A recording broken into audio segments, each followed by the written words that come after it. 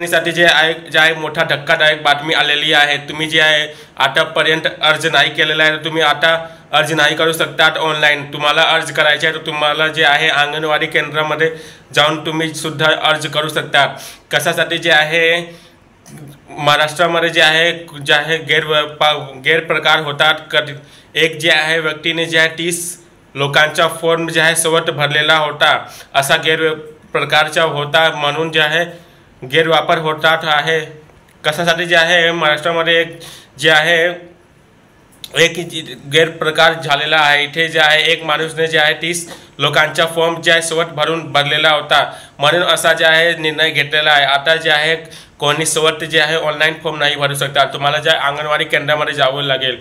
आणि मी तुम्हाला सांगतो की ज्या महिलेचे पैसे नाही आलेले आहे 3000 आलेला आहे, पण जे आहे 1500 कधी येणार, तर 1500 तुमचे जे आहे 14 सप्टेंबर पासून येणार। आणि ज्या महिलांचे 1 रुपये पण नाही आलेला आहे त्यांच्या जे 4500 जे आहे 14 सप्टेंबर पर्यंत सगळ्यांचे पैसे येणार आहे।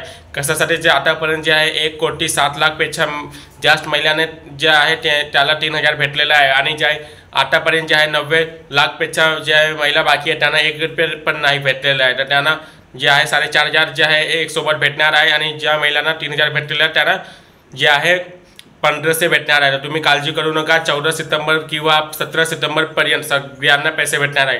तुम्हाला फक्त हे करायचे आहे की तुमचे जे आधार डीबीटी इनेबल आहे की नाही हे तुम्हाला चेक करायचे आहे। तुम्ही कसं चेक करू शकता मी तुम्हाला जे आहे अगोदर व्हिडिओमध्ये सांगितलं आहे, तर तुम्ही नाहीतर मी तुम्हाला हे व्हिडिओमध्ये सांगतो की तुम्हाला जे आहे गुगलवर जाऊन NPCI सर्च करायचं आहे, कन्झ्युमर सर्व्हिसवर क्लिक करून भारत सेलिंगवर क्लिक केल्यानंतर तुम्हाला जे आधार नंबर टाकायचा आहे आणि इथे तुम्हाला मोबाईलवर एक OTP येईल आणि तुम्ही OTP टाकल्यानंतर तुम्ही बघू शकता की तुमची मॅपिंग स्टेटस काय, आधार सेटिंग स्टेटस काय तुम्ही इथे बघू शकता। मी तुम्हाला फक्त हे सांगतो की तुम्हाला हे करायचे आहे, प्लीज तुम्ही हे सर्व करून घ्या आणि तुमचे जे सर्व काम होईल आणि तुम्ही सगळ्यांच्या पैसे येईल। तुम्ही काळजी करू नका। आता तुम्हाला अर्ज कोणी बाकी आहे तर तुम्ही अंगणवाडी केंद्रामध्ये जाऊन अर्ज करू शकता, पण याचा अर्थ असा नाही की ज्या महिलांनी जे अगोदर अर्ज केलेला आहे त्यांचा फॉर्म अप्रूव्ह झालेला नाही तर तुम्हाला जे आहे पुन्हा असा नाही करायचा। ज्या महिलांचे जे आहे नवीन फॉर्म जे अर्ज करायचे त्याला फक्त अंगणवाडी केंद्रामध्ये जायचं आहे आणि ज्या महिला त्यांच्या फक्त जे आहे पेंडिंग दाखवत आहे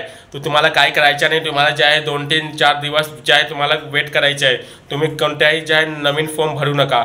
ज्या महिलाचे नवीन फॉर्म भरायचे त्याला फक्त अंगणवाडी केंद्रामध्ये जायचं आहे आणि ज्या महिलाचा जे आहे रिजेक्ट झालेला आहे आणि जे आहे पेंडिंगमध्ये आहे त्याला फक्त ऑनलाईन जे आहे फॉर्म भरू शकतात।